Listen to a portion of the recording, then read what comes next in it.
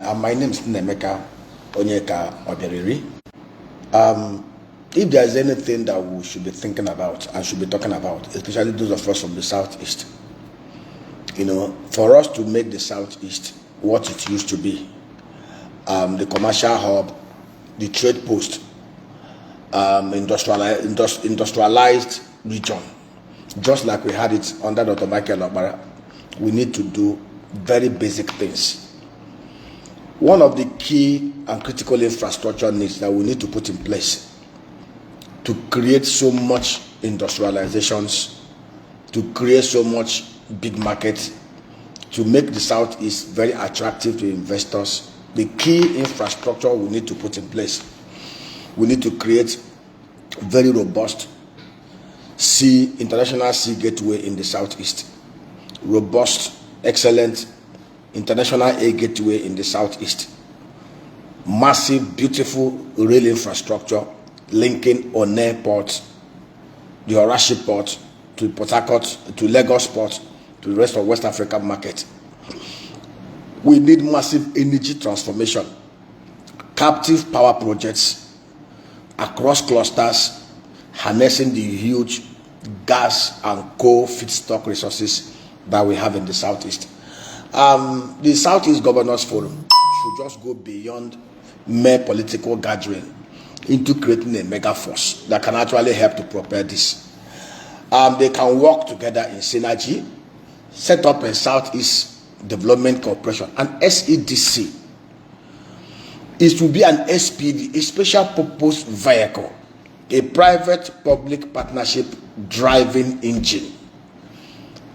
Appoint excellent-minded, creative financial engineers and investment bankers and entrepreneurs to run it.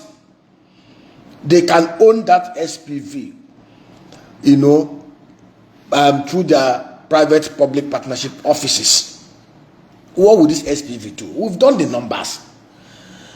To get an international seaway, the other day, the governor of Imo State, the Magada de la Crime, all the people that are in APC, traditional rulers, Ndi Bohanese, to Owerri, to Ohaji, they said they wanted to flag off the dredging from the Atlantic to the Orashi, then set up a seaport there, which is very, very good. Years after, nothing had been done, nothing had been seen about it. It was all political jamboree.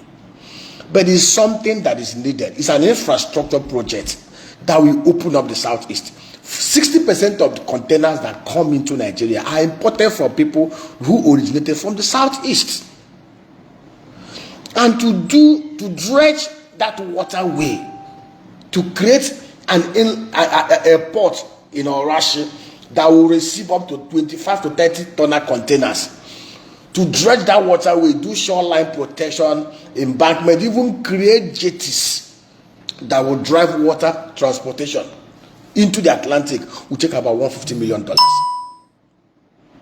And these things can easily be done beyond razzmatazz politics. If the governors of the Southeast are sincere, they can set up this Southeast Development Corporation, a special purpose vehicle under the Southeast Governors Forum, people with the right mind and right brain, to raise funding for this with their guarantees is the easiest thing to do. If we decide today to create an SPV under a private public partner arrangement to create a port at Orashi, dredge that waterway to allow big tonner vessels, we can easily do this project in 5 years with timetable defined.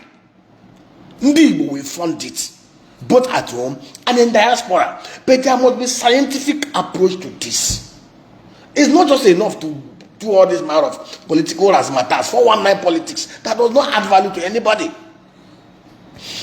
The most lucrative rail route in Nigeria till tomorrow, even in West Africa, is the Lagos, Shagamu, Ijebu-Ode, Ore, Asaba, Onitsha, Owerri, circle back to Aba, to Umuahia, to Okigwe, to Enugu, to Abakaleke, to Afikpo, back to Enugu, to Oka, to Onitsha. This rail route is most lucrative. Studies have been conducted. is a potential 200 million tons cargo traffic annually. It's a potential 300 to 500 million passenger traffic annually, linking up 19 states, southwest, southeast, south, river state. The governors of the southeast can actually liaise with their sister governors in the southwest and the south under a design, build, operate, and transfer 45-year lease agreement.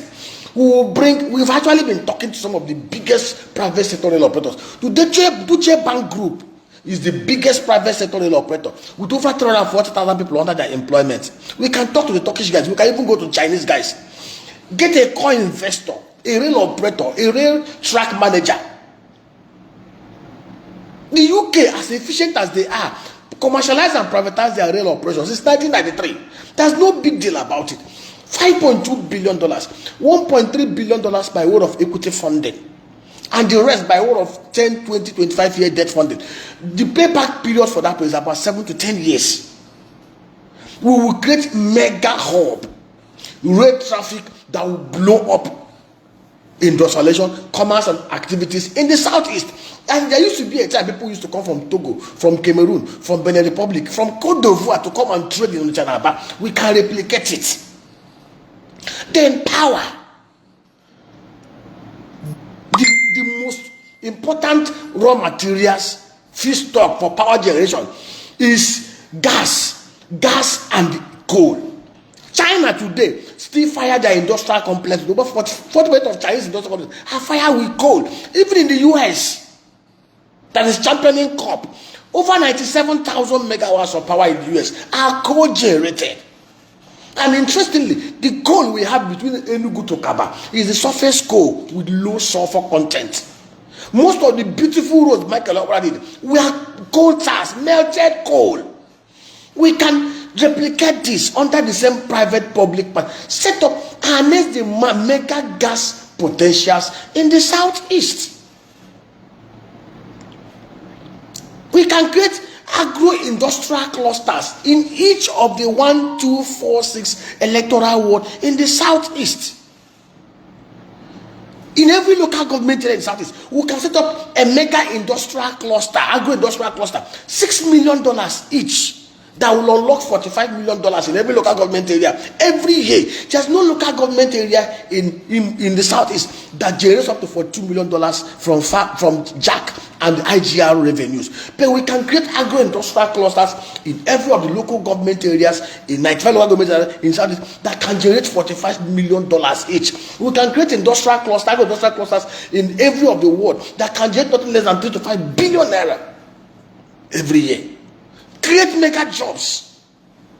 We don't need to wait for Abuja to do this. You know, when I hear people, they want to subjugate the southeast, they did this, we try to recriminate and blame external factors. Densa Mumbagwe was a governor of the old Imo and Abia under the same 1979 Constitution of Nigeria that was adopted hook, line, and sinker for 1999. Densa Mumbagwe in 4 years, based on determination, based on sincerity, based on love for Alibo, the current governor built up massive infrastructure. Corporations were set up by him under 4 years without much of the kind of fossil fuel revenue that we are receiving today. If we have sincere governors who are willing to work, and local government chairmen, they can keep their fact, they can keep their jack. We will unlock annually over $10-20 billion diaspora investment from Umuibo abroad into the southeast when we create the right and conducive environment and structures for funds to flow in. In terms of security, we don't need to wait for Abuja to secure Alibo. P2B did it when he was governor. Anambra was a beehive of criminality. Peter set up, worked with the state assembly, who was even opposition party members, to create Anambra Vigilante Services, populated by sons and daughters donated by their own community.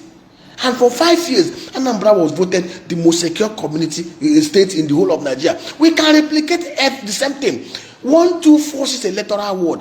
In every electoral ward, ask the people to donate 50 of their sons. 50, 100 of their sons. by the reason of the Firearm Acts, we can get the approval of National Security Advisor to arm those vigilantes with AK-47. Those in the north are doing it under their civilian JTF. Rather than allow terrorists, bandits, masquerading in whatever name, to be destroying our economy, creating it at home every day. When we create the enabling environment, create the economic bulwark, youths will be employed. There's no agro-cluster. There's no community that cannot create clusters that can employ 300-400 youths. And under this security arrangement, we're working with National Security Advisor. In Austin, will provide for us. We will set up a security trust fund. We will fund it. In Austin, will build for us 2 armored personnel carriers in every local government in the southeast. Just like Amatokun in the north, not in the southwest, not the Ebubenkita things we are doing in Imo State, where we have a lot of miscreants being used to kill and murder innocent people. This time around, communities will donate their sons, 1,500 of their sons who are not criminals, who are not criminal armed robbers. We will equip them, give them drones, bring Kenkoso dogs. When we reclaim 1,000 hectares of land from every community, every ward in the southeast that has a land mass of 28,000 square kilometers, where will the bandits have safe haven to go and hide to do their criminal activities? When we have proper security architecture, well funded and equipped, when we have 50 to 100 youths in every ward with AK-47, with drones, with Kenkoso dogs, with 2 armored personnel carriers managed by the owners of the town in every local government area, and 1 truck-mounted machine gun that will be funded from the Security Trust Fund and the revenues coming from the agro-cluster that will generate so much wealth. Where would the unknown government and criminals torment? Most of the criminals tormenting our Igbo today are doing so because of the absence of quality leadership and legitimacy and trust between the elected and the elect and the people. In the absence of good governance, in the absence of responsible governance, criminals will hold sway. Some criminals far away from